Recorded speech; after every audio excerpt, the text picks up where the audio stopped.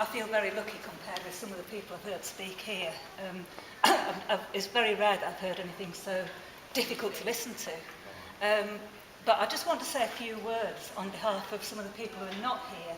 And really, it's picking up on what one or two people have said, that, yeah, we know that people with disabilities are massively disproportionately affected by this. About 2/3 of the people I know, within my campaign have disabilities, and a lot of them are mental health disabilities. And this is, what I want to point out is that it's a double whammy for people, because if you suffer from extreme anxiety states or severe depression or post-traumatic stress disorder or any of these things, and that's not to mention some of the people who have, really severe issues like psychotic issues and things, that you can't stand up for yourself, because the stress of being in arrears can be enough to have you in hospital or have you making a suicide attempt.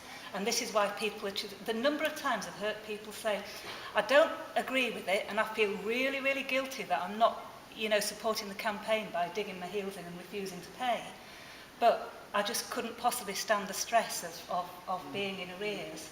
And also people can't, I'm thinking of a woman who did make the attempt to come out and come to a meeting because she is a woman with severe anxiety and depression, a mild learning disability, and also has a daughter with a learning disability who doesn't live with her but needs to come and stay from time to time, which is one of the reasons why she needs the extra room. And she'd been visited by a rent officer and told in a very callous manner, you either pay up or you're out on the streets. And I see you've got a mobile phone there. Well, if you can afford that, you can afford to pay the bedroom tax. And this woman was, you can imagine her anxiety. When we knocked on her door, she was shaking. She could hardly get her words out. And she's in that state sort of day and night. Now, she did, very bravely make the effort to try and come out to one of our meetings. But she had to rush away halfway through because just the stress of it was making her throw up. And I've met 2-3 people who've not been able to come to meetings for that very same reason.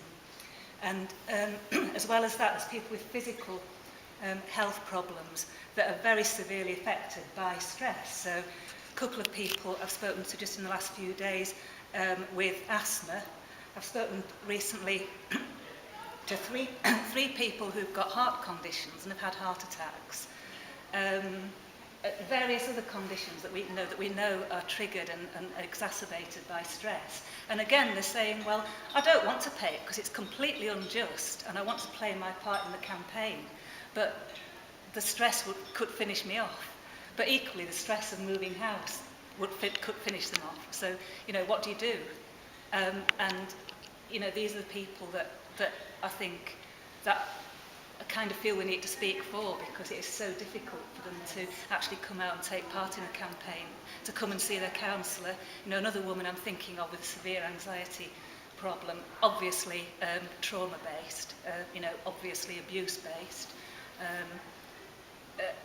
unable to get herself out to lobby a counsellor. Now, we know some people that have got managed to get discretionary payments because they've gone to see their counsellors and they've sympathised and intervened. But if your mental health is such that you can't get yourself to a counsellor's surgery, even with support, even with me saying, look, I'll come and pick you up and take you and be with you, then you don't have that avenue open to you. So, and just one more thing that I want to mention on people who are not here and find it very difficult to have a voice is the very large numbers of people who speak very little English and who simply, they're disproportionately affected as well, because they're much more likely to be living in poverty.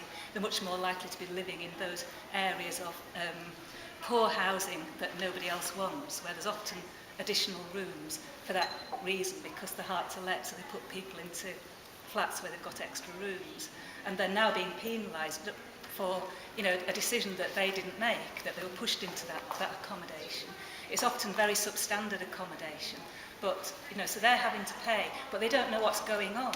And I've met a small proportion of those people and been able to sit down with them and with great difficulty, helping them to understand what this letter means or what you can do. And I think it was very, just remember one man saying to me, who'd come here as an asylum seeker, and obviously, his case had been accepted, he's been granted leave to remain, and he's saying, I don't understand why the government's doing this. I thought the UK government looked after people, and obviously it doesn't. Okay.